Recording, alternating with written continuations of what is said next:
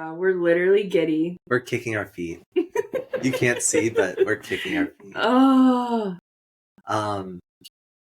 Today on the pod, we had Aiko Jones, legend, icon, just all around good time, great volleyball player. And yeah, just even better person. Like, she is her. Yeah. And we knew that. Yes, we've been fans since we saw her play in 2019. Yeah. But just hearing her story firsthand and getting to connect with her, I'm a fan for life. Absolutely, like, diehard fan. Yes. Like, oh my God. Yes. So very insightful. Her story was very unique, and it was just so nice to hear, like, I don't know, a different take on things. Yes. Like, she's from Jamaica. She has a very interesting journey to Louisville. Mm-hmm. And even like her journey at Louisville was different than, because I mean, she spent 6 years there because she redshirted her first year, and then COVID. She's getting her master's and her bachelor's. Yes. Yeah. She's going pro. She has what's it called? She has an agent. No. Oh, okay. She has an agent. Like, she's really doing the damn thing. She has a series. She has a series on Instagram. Aiko Goes Pro. Hashtag Aiko Goes Pro. Check that out for sure. Support her. Support her journey to go pro, because we cannot wait for her to be on our televisions again. Yes. It's actually really sad that we're not watching her at the moment, but she has her plans. Yeah. She's putting in the work. Yes. Like, the work. She's grinding. Yeah. And it's all going to pay off because she's amazing. Yeah. And we can't wait to see where she ends up. Yeah. Hopefully somewhere in the US so we can go watch her. Yeah. But even if she goes abroad, we're going to see her games. Yeah. I need to get out of here. Exactly. So enjoy the show. Enjoy the conversation. And remember to like, subscribe, follow anywhere and everywhere you see the Best of 5 pod. Best of 5. Let's dive in.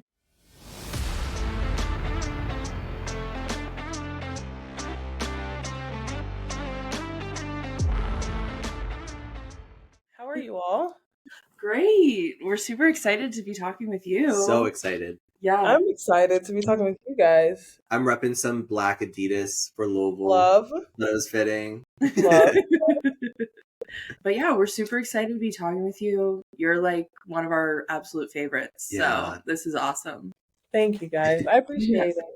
There were several times this season that I turned to her and I was like, Aiko's my favorite. Yeah, like legit. And yeah, so we can just get right into actually, let's introduce ourselves. Oh yeah. Just so we know each other. I'm Grant. I'm Claire. We're brother and sister. We both played volleyball at Juniata College. Juniata Eagles. It's a D3 school in Pennsylvania. It was fun. Yeah. It was a good time. It was chilling. Now we coach at our high school, and we coach club together as well. So we're fully in the volleyball scene. We coach volleyball, play volleyball, and then watch volleyball. So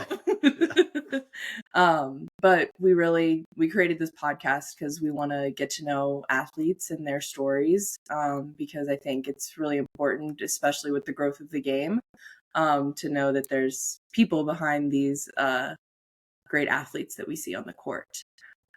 So we just kind of want to jump in and hear a little bit of your story, and I feel like you have a really cool story. Maybe something, different than the typical. But we'd love to hear about how you got started playing, your time, growing up in Jamaica, all of that stuff.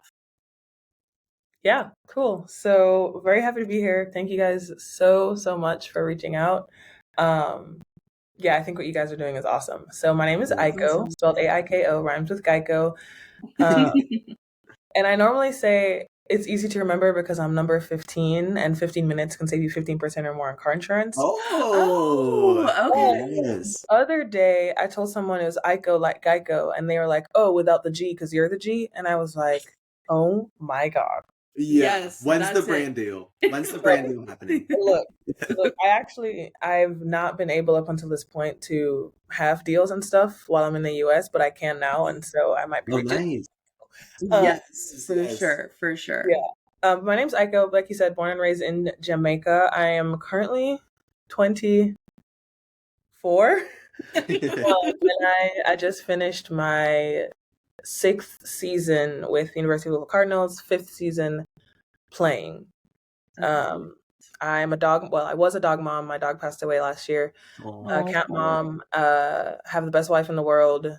Love it. And some super cool friends. And I'm a creative, so I'm gonna right now plug aikojones.com. Yes, yes. But that's a little spiel about me. Yeah. Yeah, awesome. That's so cool. We love that. Yeah, Love yeah. all of it. So let's just go back to like, when did you start playing volleyball? Was it something that like you kind of just walked into, or was it something that you really wanted to do? All of that sort of stuff. So both my parents played volleyball. Okay, cool.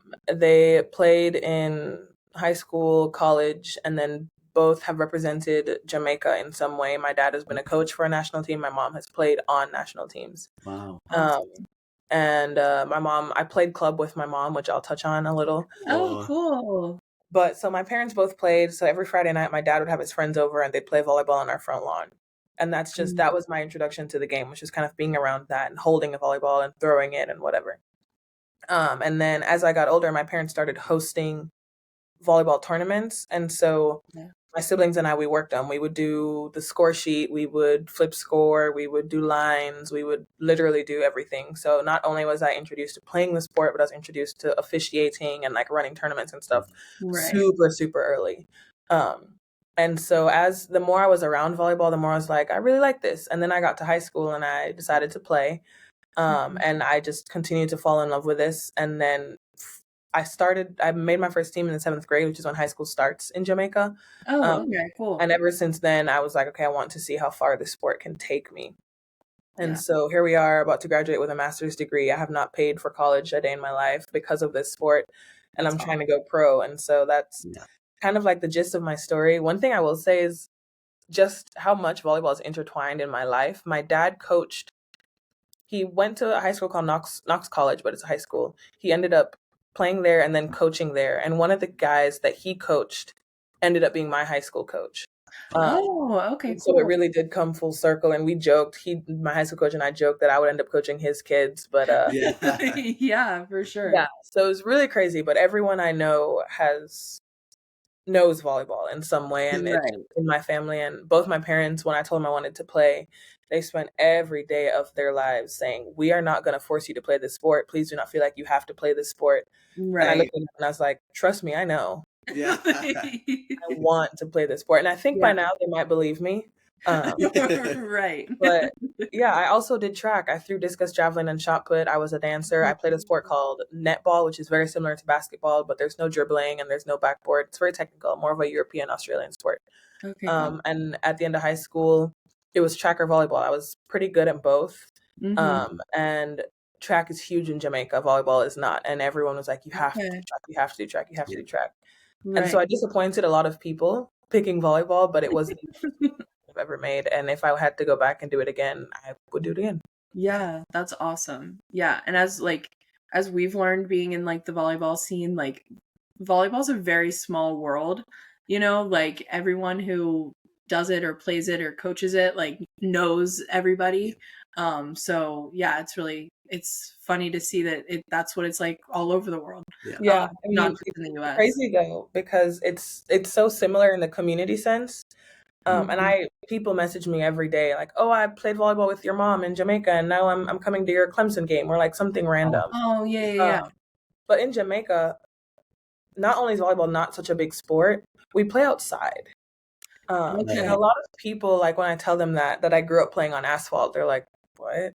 Right. But I grew up playing on asphalt and grass, and if we did play inside, it was on concrete, or like it wasn't. Very rarely, we only ever played on a wooden court at regionals or nationals. Oh, And that was because we were in the corporate area, but other more rural areas, they played outside all the time. And I'm not talking like a freshly paved surface. Oh no. I'm talking like it's been raining, it's weathered down. We used to have a duties chart in my high school. And before practice, every day be someone different. You have to sweep the court to get the little pebbles off and stuff. Oh my gosh, yes. But I mean, we had to deal with things like when we did a coin toss, we picked server side. And depending on if we were on a slope or what time of day the game was, or if it was windy, like those are things that we would have to think about when we went in. Like we want to start when the sun's behind us so that we end with the sun behind us because we play best of 5, or we want to start with the sun in front of us depending on the time of the game. And it would say like it was a lot. Yeah, no. You have to be able to serve. If the window's coming at you, you have to know like how much to put on it. Like, and it was crazy. Yeah. Wow. Yeah. So probably harder than playing in an air conditioned gym with. It's like, ow, my brush burned. Yeah, definitely harder physically, but for many reasons, the level of play does not even come close to playing in the U.S. Like not even close. Yeah. So we can like transition a little bit to your like journey to the US and to Louisville. How was the recruiting process for you? How did you get to Louisville? Did you have other options, or was it always Louisville? You can go ahead and talk about that.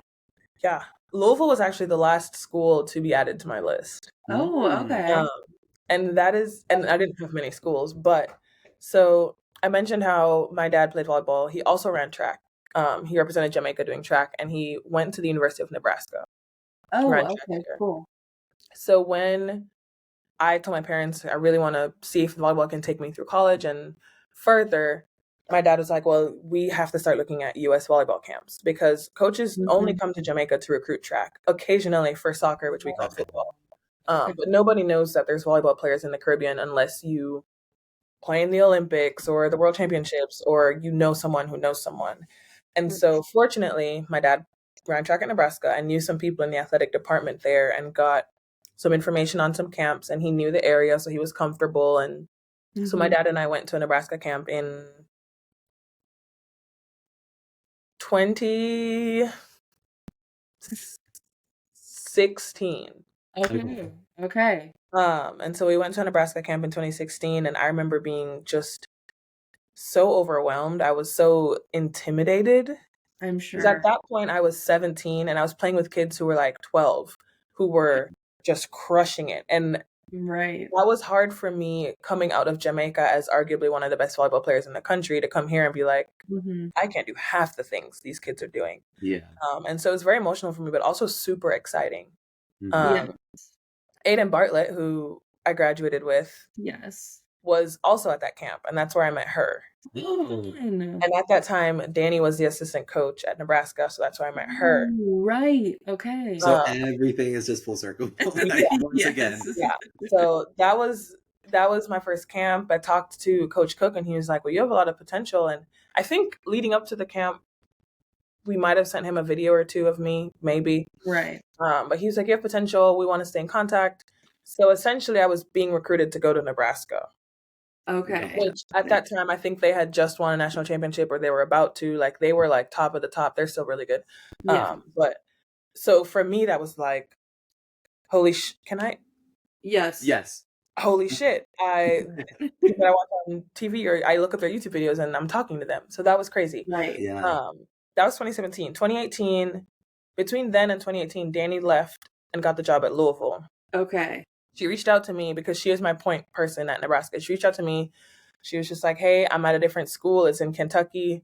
I think you'd really like it here. I want you to give us a shot." Cool. So we went to Louisville camp in 2018. Yeah. It was great. Left the Louisville camp, flew directly to Nebraska, went to another Nebraska camp. And long story short, in between all of that, there were two former national players for Jamaica that were coaching at Hofstra and Coastal Carolina. Okay. And they had reached out to me. So I had Nebraska, Hofstra, Coastal Carolina, and Louisville.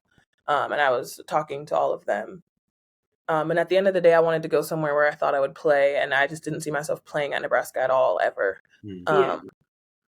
And me and Danny, just something about her really clicked, and I was like, I just, wherever this lady goes, I kind of want to go with her. And the relationship that she and I had built was nowhere near the relationship that Coach Cook and I had built, and it was just the right choice for me. Yeah. And there's a cardinal story in there that I posted on my Instagram story about, where I was at the Omaha Zoo and there's a cardinal in the tree, and I was like, I guess I'm going to Louisville. Yeah. There we go. Yeah. And so I got home and I committed to Louisville, and the rest is history. Yeah. But it was, and then they did a home visit. They came and visited me. Wow. No way. Yeah, they ran a practice at my high school. I showed them where I played club. We went to the beach.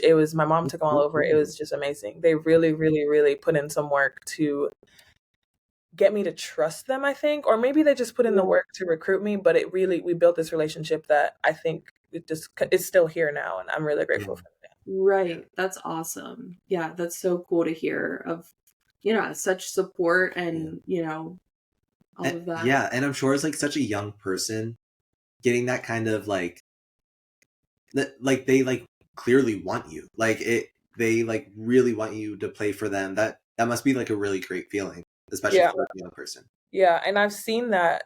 Sometimes you get those intrusive thoughts like, why? Yeah. And I've seen them recruit countless kids over the years, and it's the same thing.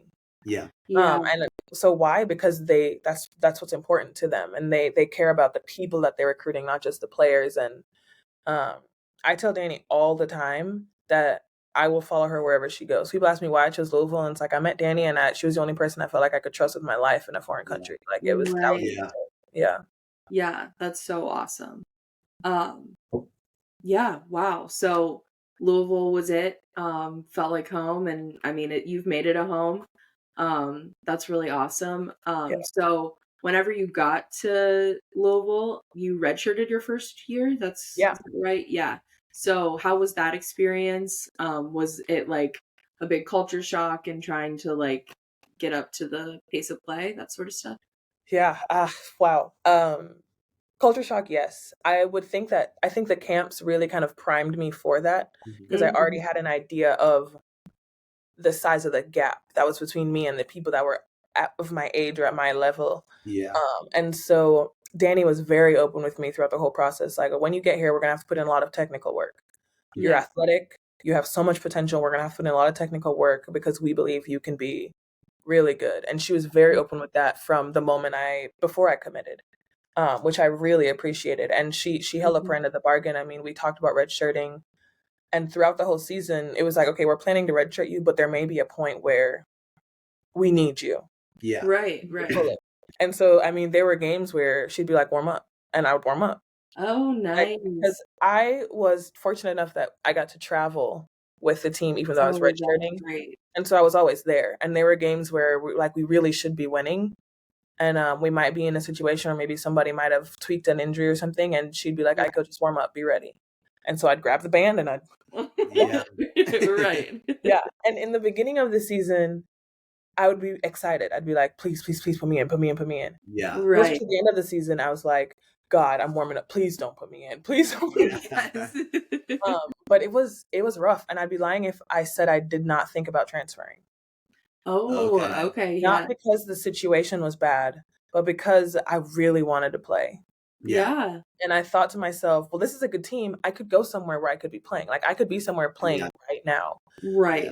And so that was the hardest part and at that time, and I've talked to redshirts in our program now about, like, I know what you're going through. In the moment, it feels like it's pointless. Why are you even practicing? Why are you doing the extra workouts? What is the point of you even being here at this game? You could be out having fun.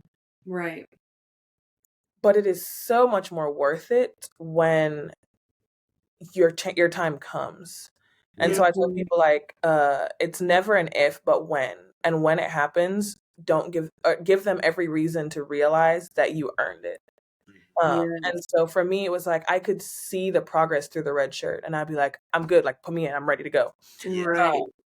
especially when we would lose games, I'd be like, please, I can turn this around. Please. I don't know who I thought I was at the time or what, but it was kind of just give me a chance. And I'm so happy that they didn't. I'm so happy that they didn't.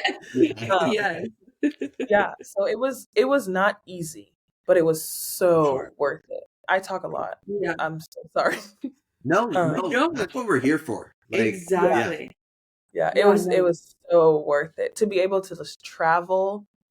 And so by the time I was playing, I knew the warm up, I knew the drill. I had slept in the hotels already. Like I was literally like, you know, when the horses are ready to run at the Derby and they open the gate. That was me. I was like, yeah, you're like, come on. Yes. It's amazing. Sorry, it's very great. Awesome. Yeah. Yeah. And I'm sure that, that probably took a toll on your mental health and all of that. And, but it's great to see that you know, persevered and made it a good thing, you know, turned it into a positive. And like going forward, you've been a part of Louisville's like really growing success. Like you've kind of been there since the beginning. And so how has it been, like, can you just speak on being a part of a successful program and a program that has kind of started from the bottom and has really got to the top of the hill, I guess. Top of the game. Exactly. Yeah. I think about this all the time because when Danny came to Louisville and she was selling me the vision, she was like, look, like we plan to bring this program back where it belongs. The program has historic All-Americans. We've been at the top of the ACC. We want to get back there. I had talked to people who were playing volleyball in the US at the time, and they were like, you do not want to go to a program that's rebuilding. Oh, interesting. They were like, that's not where you want to be. Like, don't buy into that. And I took their word. I took it into consideration. But at the end of the day, like I said, like I was sold on Danny.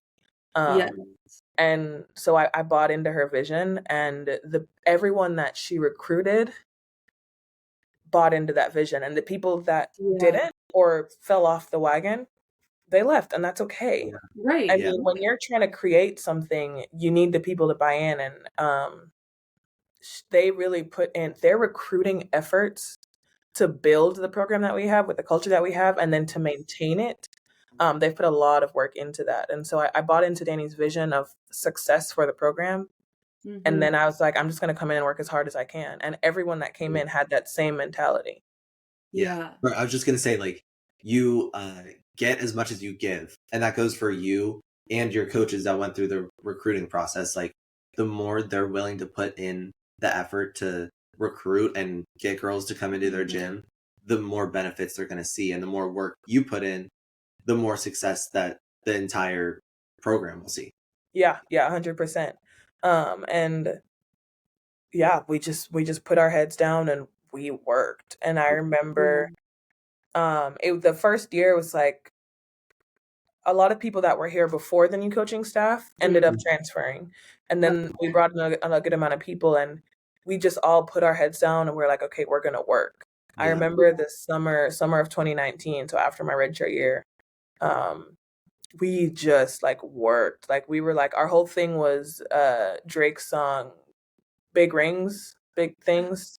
Okay, yes. And so anytime we posted on Instagram or we posted a Snapchat of us training, it was hashtag big things. Like we were like, we are gonna do this. And we put our heads on and we worked and we worked and we worked. And I don't know, it paid off. I mean, and throughout the years, they've continued to recruit people that they think would buy into the vision. And us on the program, on the team, we're very open with them. Like, look, our coaches, they're honest with us as most as they can be. We have open meetings. They trust us. We trust them. Like, this is the real deal. We tell them things that, I mean, every program there's things where like, sometimes I'm like, I really don't want to have film right now. I mean, we tell them, but like, we're honest with you as a recruit. Yeah. If you buy in, you buy in. If you don't, you don't. And we're honest with the coaches too. Like, they'll ask us, what do you think of this recruit? I think they're great. Love it. They're a really good player. Not sure if they're buying into the vision or like, you know what I mean? Very, very open with us in the recruiting process. Whenever they bring any transfers in, they're like, look, we're bringing a transfer. It's not because we think you guys suck. Yeah. It's not because we think we lack in this position. It's because we think they can help us achieve our goal. It's because they want to play for a winning team, or like they're very, very open with us as best as they can all the time. And so I think that just the relationships that we've built. We've switched the culture of local volleyball over the years, and it's translated onto the court. And the biggest reward for putting in all that work is when someone's like, you guys just look like you have so much fun, or we can tell that you guys really like each other. And we're like, you think you're just saying something nice, but we have put in so much work for you to be able to see that. And so it just means a lot because we've really worked on our culture and our demeanor and engaging with each other in the community. And it's just been amazing. Yeah, that's so awesome. And that's so important. And because we tell our volleyball girls all the time, like, put in the hard work, do the little things at practice. So then when you're on the court and people are watching, you're having fun, like you're trusting your body, you're trusting your movements, like, and yeah, like that's exactly what happens. Like people are like, wow, you're having so much fun. You're winning all the time. Like it really just pays off. Yeah. But you really have to buy in to get those results. Yeah. And you have That's to work the big for thing. it. Yeah. Like, because I think a lot of the times people just want it to happen, you know, and like, sure, you can try to will it or manifest it to happen, but if you don't put in the hard work, like it won't come. Yeah. But obviously you have, and the Louisville program has, and yeah, like once you redshirted, you've been like on fire ever since. Yeah. We like, one of my favorite games to watch is like the Louisville Texas game. From 2019. From 2019. No, good one. Yeah. From 2019. But definitely, Every time they were like serving, you were like doing a little dance. I was like, that game though was like the catalyst. Yes. Because that season, we made it through the first half of the season and our best player tore her ACL. Right. And we went on like a 5-6 game losing streak, and Danny thought, quote, we were never going to win again. Oh my God. When we went down to Miami and we went 5 and we won. Yeah. The coaches cried. Like they were like, oh my God. And it was so funny because my dad and my brother were there, and then my high school coach was there, and my club coaches were there, my national team coach was there. Wow. And they were like, we have to get them to every game. Yes. But like we really, the season took a turn for the worst.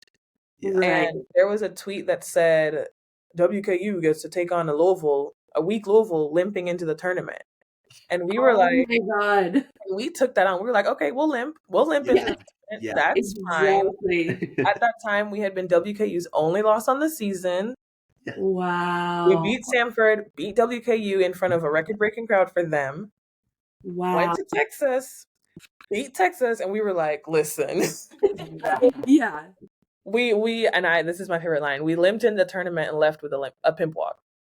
Yes. And when we played Minnesota, nobody on our entire staff was mentally there. We were on cloud 9. Yes. We were like, we beat Texas and who cares? Exactly. Like we did the thing. Yeah. And so that loss to Minnesota didn't hurt as bad as it probably would have if it were this year, because at that point we weren't even supposed to be there. No. You limped the whole way there, apparently. Everyone. Yes. Yeah. We were like, we're doing this again. We're doing it. And every year we just got a little further and a little further and a little further, and it was just it's crazy. For sure. Do you have any advice for like young athletes, like, because you've played in a lot of big moments and had to step up and found success? Do you have any advice for, young athletes who are maybe going to be in a position like you are? Yeah. I could say so many things. But Grant, you mentioned the dancing, and to that I would say, like, be yourself on the court, off the court, with your coach, with your teammates.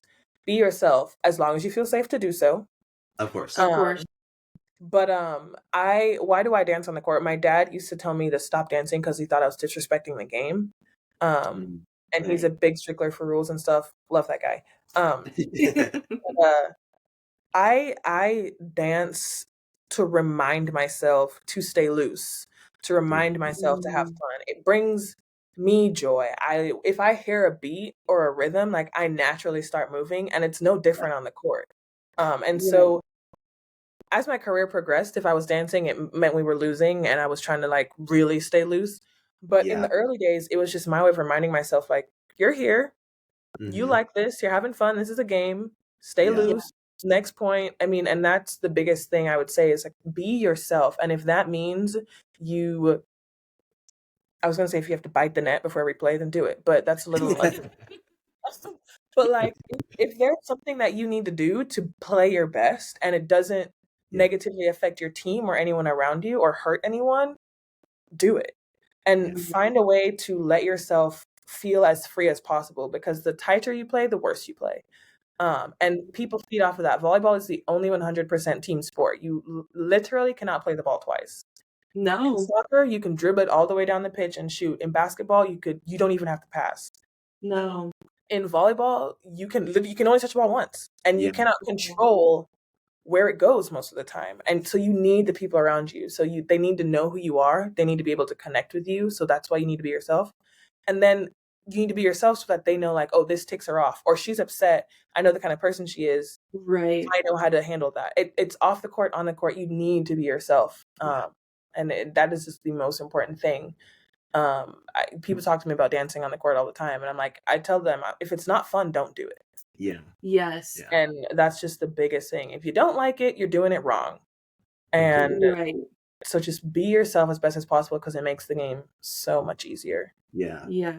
Couldn't agree more. And like, if you don't like it, find something else that you like, you know, like you're going to find success and you're going to find happiness in something that you enjoy doing. Yeah. Right. You know, and I mean, if you enjoy doing it, you'll enjoy the hard parts as well as maybe not enjoy them, but tolerate them. Yeah.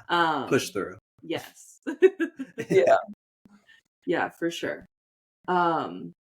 Yeah, I mean, we could talk to you all day about everything. Yeah.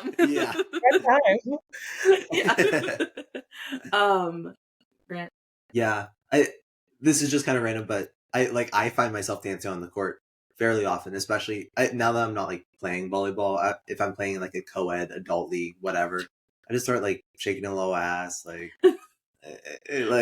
that's just what you got to do. It is exactly what you got to do, because I see it especially, and I think this is like exactly when it happens when playing tight really hurts, is when like younger setters, when there's a perfect pass, it's nice and high, and they're like they go at it with the most mangled fingers. Their feet aren't there. And yeah, I think that goes to show, if they are just like, I've had 1,000 setting reps today, I can do this, you know, then things always turn out. And that kind of leads into you as a multifaceted positional, like as a setter. And yes, we love your hands. We got to see you set in Pittsburgh. And I want to know, like, at such a high level, what's it like having that versatility? Yeah. Not many people know this, but I was a setter first.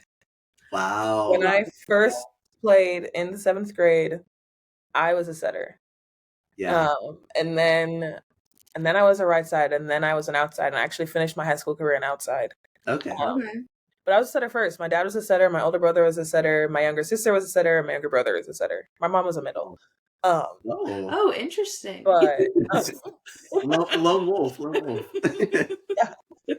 And so I was a setter first, and I always loved it. But I just love attacking. I don't know. And so when I came to Louisville, the summer right before, I had set for the national team, the senior national team in Jamaica. Yeah. And so Danny and them were like, Aiko's a setter. Blah, blah, blah. And they love just randomly throwing that around. Right. But I never trained for it in college. But if I had to step in and set, I was going to step in and set. Oh, yeah. Yeah. Period. Yeah.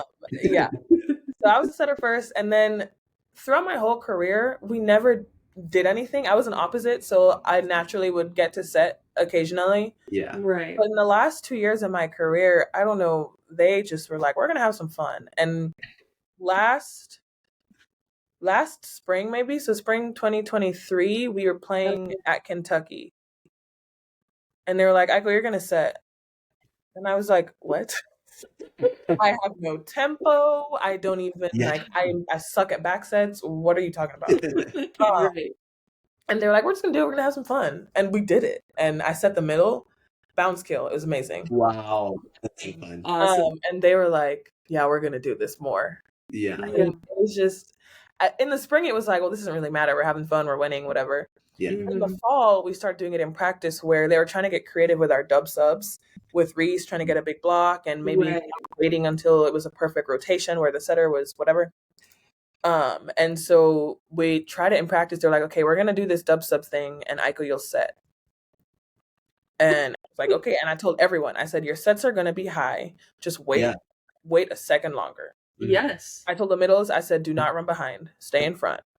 Yes. And that's how it started. And in those moments when switching from right side to setter in the middle of a game, it was like, everyone knows you're not a setter, Aiko. We don't train for this. You just need to give them a hittable ball and hope that Reese gets a stuff block because that's why we're here. I'm like, it's not about you. It's really not about you. Yeah. And I with our coaching staff, I'm at the point where if they tell me I need to play libero, I'm gonna look at them like they're crazy. But okay. With the libero jersey on. Right. I'll be like, right. I'll be like, okay, I'll go change, but are you sure? Yes. And if they're like, yeah, this is what the team needs, I'm like, all right, bet. Yeah. Right. And thankfully it never came to that. Yeah.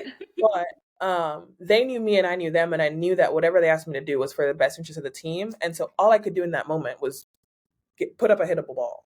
Yeah. Right. I prepped everyone. I'm like, look, that ball's going to be high, Debo. Wait a little bit. Kara, run A's. Don't run B's. Just stay right here. Reese, if I set you, you better kill it because it's going to be a risk for everyone involved. Like it was.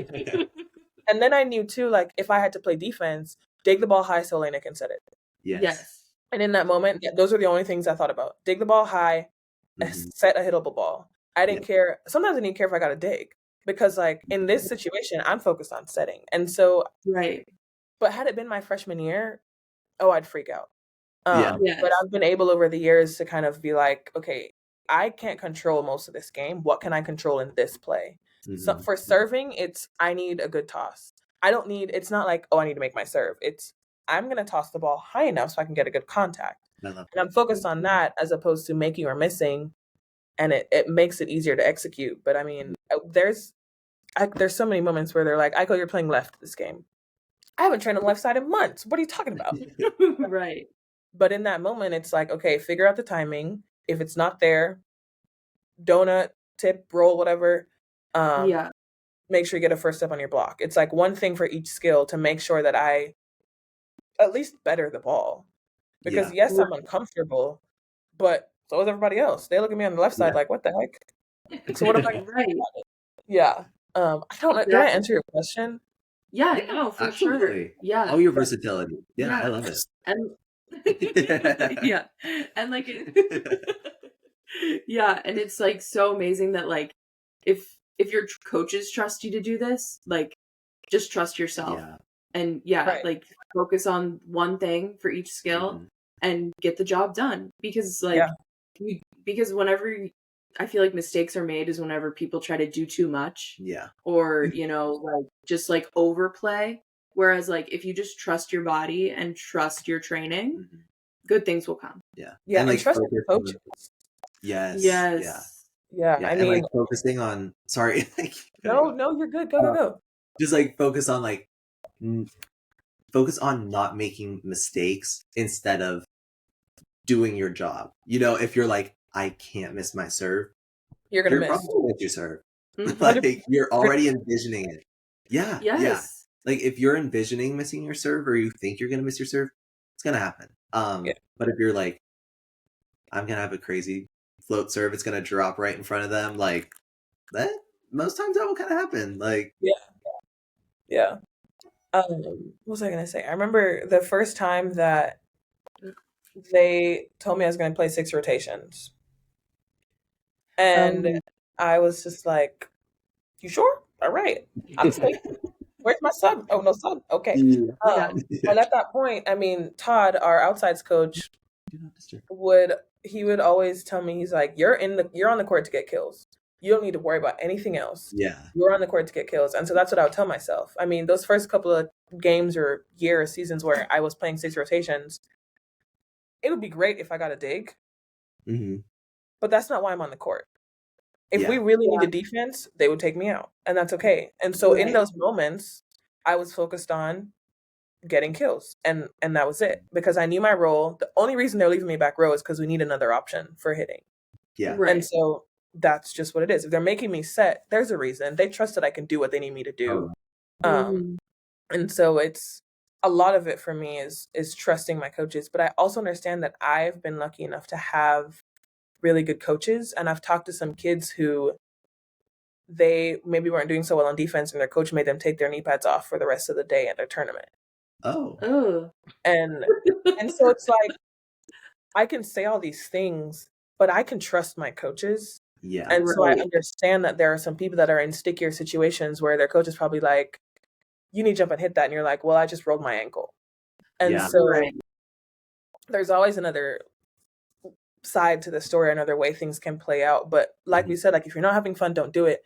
If you are in a toxic environment with coaches or teammates, maybe you shouldn't trust them.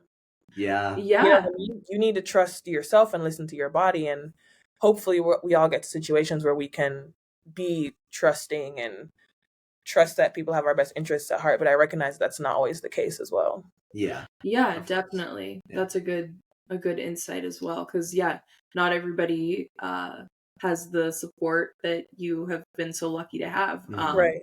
And there's people who take advantage and who also just like aren't qualified. Yeah.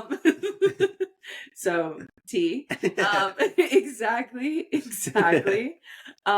So I just really have like one last question for you, but how's like what are your plans for the future? Aiko Goes Pro. We've been watching all of that content. Hashtag. Exactly. We've been following that.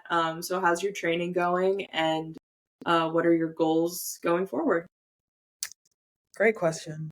Wow. This could take a whole nother 30 minutes. Yeah. Aiko Goes Pro. Aiko would have gone pro if she had graduated in December with her degree. Okay. But it wasn't possible. And so because I'm an international student, I have to take 50% in-person classes. Oh. Okay. I also am on a student visa, and so I can't work for anyone but the University of Louisville. And so I couldn't have, even if I switched to professional visa, I couldn't have finished my degree while playing pro because I have to be in in-person classes. Got it. And so that was the first thing. And I knew that if I didn't finish my degree now, I'm not going to finish it. Yeah. Right. Yeah. And I worked really hard to get both my bachelor's and my master's paid for. And so that was the most important thing to me. And I was very open with all the leagues. I was like, I got my agent. I told her, look, I know that I could play right now, but that's not an option for me. Yeah. Right. I need to finish this degree. Yeah. And so the biggest thing was, okay, well, if you're not going to be competing, like I played my last game December 2023. For American leagues, I won't be eligible to play until the 2025 season. That's next spring. That'll be a whole year without competing. And so the biggest thing for most of the leagues and the teams was, okay, well, if this is the route you're going to take, how are you going to ensure that you will be game ready in January? Yeah. Right. And so that kind of sparked my Aiko Goes Pro series where I'm like, I know I'm going to put in the work. And if you guys had known me as well as maybe my coaches know me, you wouldn't doubt that I would put the work in. Right. Because I want this and I want this bad. So I was just like, I'm going to put in the work, but if they want proof, I'll give them proof. Yeah. And it's sometimes motivating too on days where I really don't want to do my last set of squats, but I'm like, Aiko, you're recording. So you're going to do this. And so it's helped me in many ways where I enjoy creating content. I love editing videos, especially. And so it brings joy to working out by myself, which is really, really hard. But it's also like, I want everyone to know, I want all the leagues, all the coaches to know I'm working. Like I'm going to put in the work. Yeah. And then it also just helps to build my brand, and hopefully get some deals coming in. But it's multifaceted in that. But so I finished my degree in May, and then I could have signed with one of the leagues already. Okay. But I really want to play in the US because my wife is here. Yeah. Right. Both US, or all three, Athletes Unlimited, PVF, and Love, all have limits on international athletes and how many they can hire. Okay.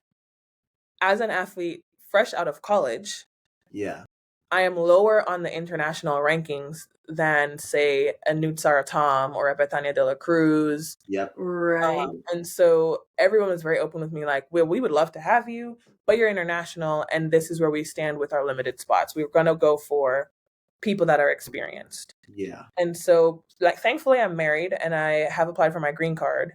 And so that should help some. But still, I know for a fact in PVF this year, green card holders were still considered international. And so there's a lot of things working against me. Yeah. Legally. Federally. Right. But like I said, like, I'm putting in the work in the weight room, on the court, and with my papers. And so I know it'll all happen. I actually am authorized to work in the US now, which is great. So I'm going to try to start private lessons, maybe work some camps and stuff. But I have to get all my paperwork straight for the leagues to be like, okay, we'll take you. Right. But they have still shown interest. I mean, I sat courtside at the Columbus home opener a couple weeks ago. Thank you. Bought that sweatsuit just for that game. And I've been in contact with all the leagues, just talking about what they're changing for next season, where the new teams are going to be, and so I've learned a lot. I'll be talking to my teammates or my former teammates about the leagues now, so they can be informed for when they graduate in December. And so I've learned a lot, and there's pros and cons to both leagues. And so I am very actually happy that I could not have played this spring, because I can see how things pan out for PVF, and Love still hasn't revealed much. And so I can wait and see. And so it's working to my benefit in that sense too. But I'm gonna go pro. Yeah. It's just a matter of where. Yeah. Right. But I'm ready. I'm hopefully, as like for PVF, hopefully as the season continues, the coaches will get into recruiting mode. They're not in recruiting mode right now. Okay. Because they're focused on playing, of course. Yeah. But both leagues are recruiting for the league. But it would be better for me to have an idea of what team I'd be playing for before I sign, just so I can have some leverage in negotiations and stuff. But it's crazy out here, man. Yeah, no, That's and so exciting. It's so exciting, and it's also new. Yeah. You know what I mean? That it's not just, yes, it's new for you because you graduated from college, but like also it's new for everybody in the US that the pro volleyball here now. And I can't even imagine what it's going to be like next year. Like the attention that it's getting, it's really holding my attention, and I'm really enjoying. Yeah. I mean, have you seen the latest rankings? They've just been like Grand Rapids is like Claire Chaussee? Yeah. The Claire Chaussee? Exactly. Yeah. It's crazy. I mean, watching the Columbus game, it was so weird because the last time I was in Nationwide before that was when we lost to Wisconsin in the Final Four. Oh. And then it was like Paige Briggs was over there, played against her. Brooke Nunaviller was over there, played against her, played against Sadie De La Cruz when she played for DR in 2017. She doesn't remember that. But it was just really weird because there's so many people on the court. Asia O'Neal played against her, beat her, lost to her. Yes. Danielle Hart, Sydney Hilly. It was so odd just seeing them play together, but also like watching them, because then I felt like, okay, I need to be out there. Like, I've played with these people. Put me in, coach. Like, I'm right here. Let me serve. Right, exactly. But it was weird. It was crazy, but it was so much fun. I don't know. Yeah. As a viewer, I felt like I was watching like Zach and Cody go on Hannah Montana. Like, episode, I'm like, Fan favorites in here, or like an all-star season of like Drag Race or something. Yeah. Like I saw a video of when Atlanta Vibe won their first game. I saw a video of a former Chiamaka, I think, ran and like hugged Tori. Yes. And I was like, this is so weird. Yeah, you're like, that's not right. Like it. Oh. And I watched that video maybe 5 times. And I was like, why does this make me uncomfortable? It's like, is this real life? Yeah, like what? We were just rolling our eyes at each other from across the net. Right. But it's I don't like it. Yeah. It's so awesome. But yeah, this has been a really, really great conversation. We thank you very much for being on. I don't want to go. I know. Yeah, I know. We're gonna be in Louisville in April. Yeah.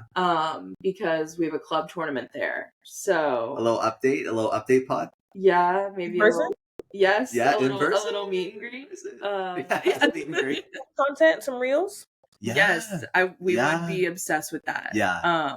Yeah. We're already gagging. Gagged. Like, I'm down. Exactly. Okay, perfect. We love that. Yeah. See you in Louisville. Like, making plans. Yeah, we're gonna have to get together and meet up in person, and that would be so cool. Make some content and just have some fun, and exactly. Love it. Well, thank you so much, Aiko. This has been a dream. Literally, actually. We've been wanting to talk to you ever since we first saw you play. So thank you guys. I think your podcast is so cool. Thank you so much. We're super excited for it. We hope it grows. So because we think at least I think like we're making content that people will want to see. Yeah. And like I just need to like not stress about like the numbers and everything, and just like enjoy what I'm making. And I know we're making a great product and giving great people like you a platform. So thank you. I appreciate you all. Yeah, of course. We love you, and hopefully we'll see you and we'll see you in April. Oh my god, what the heck? Wait, what? Oh my god. Wait, it's just Grant. It's my love radiating for you, Aiko. Like, wait, Grant, do double thumbs up.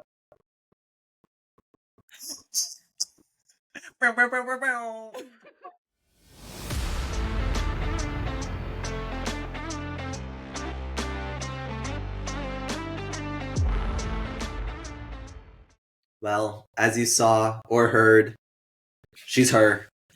Yes. If her story alone, if her openness doesn't tell you enough, then I don't know what to tell you. Like, she is just such a hard worker.